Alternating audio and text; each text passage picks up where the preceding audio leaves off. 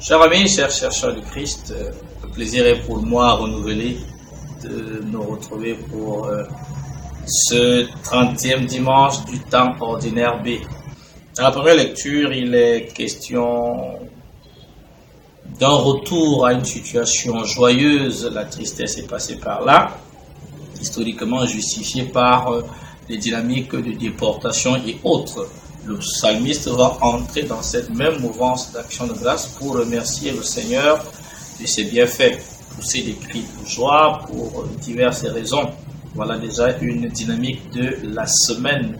Pousser un cri de joie parce qu'on va chercher au plus profond de soi quand on n'avait vraiment plus des raisons de pouvoir le faire. L'Épître aux Hébreux nous présente le sacerdoce du Christ qui met en lumière une dimension de notre baptême. Jésus est le grand prêtre par excellence, à l'image de Melchisédek qu'a rencontré notre Père dans la foi Abraham au lendemain d'une de ses campagnes militaires. Melchisédek, c'est le grand prêtre, la cheville ou alors la figure par excellence. Et l'Épître aux Hébreux va se servir, n'est-ce pas, de cette figure-là pour dire que Jésus est à l'image de ce personnage intemporel et immémorial. Mais pour nous rappeler que dans l'optique, n'est-ce pas, du service, le grand prêtre offre des sacrifices au Seigneur pour ses propres fautes, pour les fautes du peuple. Mais Jésus, étant donné qu'il est l'agneau sans faute, n'a pas besoin d'offrir des sacrifices pour ses fautes, mais au contraire, n'est-ce pas, il a accepté de mourir pour nous.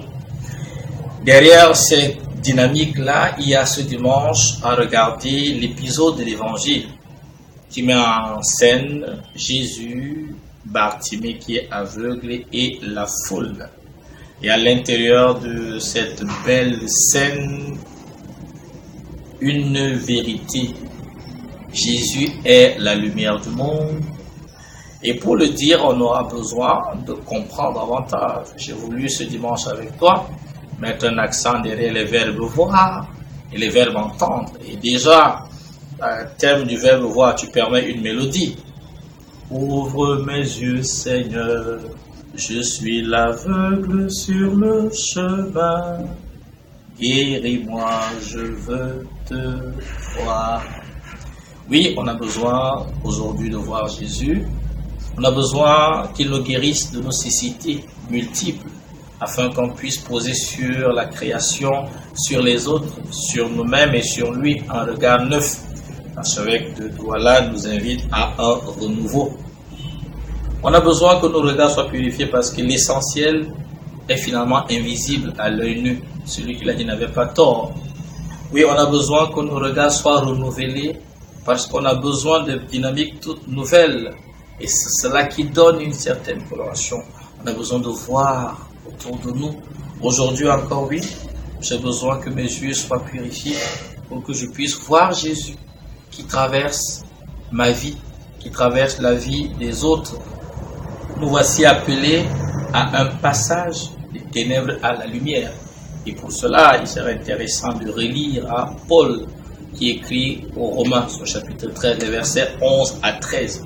Il nous invite justement à engager la lutte pour sortir des ténèbres en vue d'épouser la lumière qui est Jésus-Christ. On pourrait également lire avec intérêt ou méditer, c'est selon Matthieu 5, 13, où Jésus nous dit à toi et à moi, vous êtes la lumière du monde. Ça veut dire que connecté à moi, Jésus qui suis la lumière, vous devez être le reflet de cette connexion.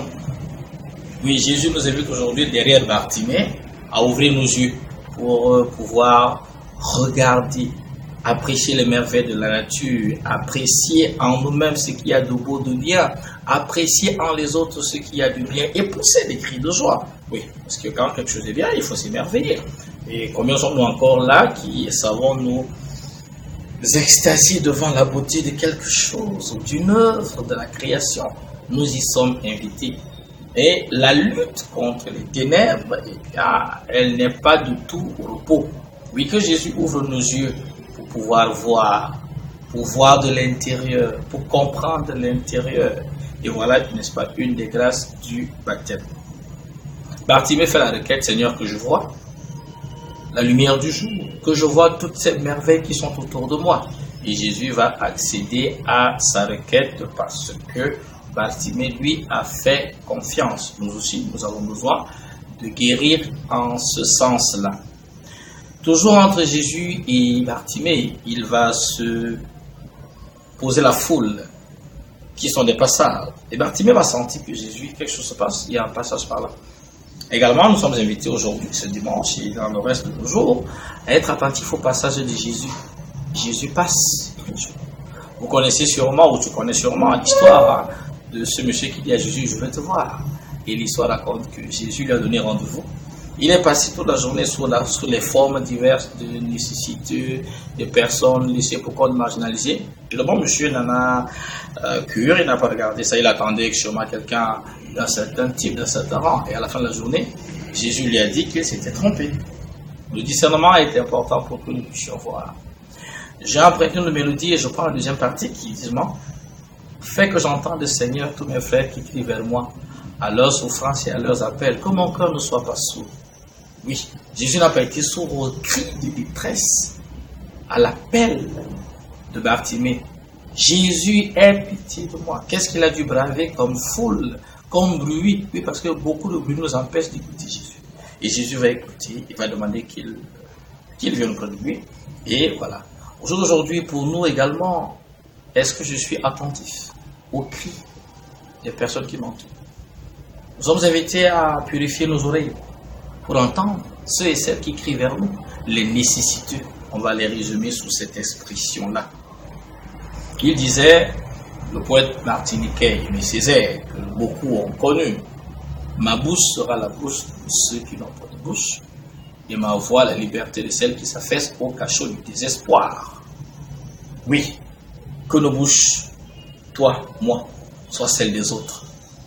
Que nos voix, toi, moi, soient celles de la liberté qui amène les autres à passer du statut d'esclave à celui d'homme, de femme libre. Que toutes les situations autour de nous qui dénigrent l'humanité, qui portent atteinte à la dignité de l'homme, bien qu'on les dénonce vigoureusement, qu'on les dénonce avec force, en nous appuyant sur le Seigneur qui reste notre roc. Tu l'as sûrement remarqué, cher ami, chère sœur, que ce texte a une forte coloration de baptême. Oui, le baptême passe par là. Le baptême est appelé illumination, il y a la lumière. Et voilà qui nous invite à remettre notre baptême à l'ordre du jour. Mais vraiment qu'on soit fiers de celui-là, parce que mes yeux sont ouverts, mes oreilles sont ouvertes, mon intelligence est ouverte, toute ma vie est ouverte au Christ, pour qu'il vienne habiter en moi et que je rayonne. Ce dimanche, oui, c'est encore pour nous un vœu. Jésus nous invite, comme Bartimée, à le suivre. On a besoin de suivre Jésus parce que de voix proclament la mort de Jésus. Il faut qu'on tienne pour vrai que Jésus est mort et ressuscité et vivant. Mais comme Bartimée, le monde d'aujourd'hui a besoin d'entendre le message du Christ. Le monde d'aujourd'hui a besoin d'être illuminé par Jésus-Christ à travers notre témoignage de vie. Le monde d'aujourd'hui a besoin des témoins qui lui parlent de ses espérances. Parce que Bartimée était rempli d'espérance. Et Jésus est celui-là qui vient réaliser nos espérances. Comme le Père a réalisé les espérances de ceux d'Israël qui étaient partis en déportation.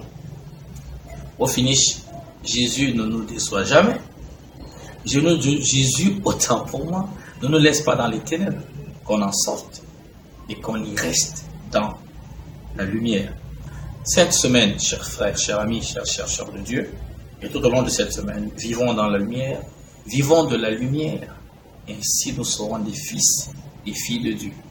Que Dieu nous bénisse.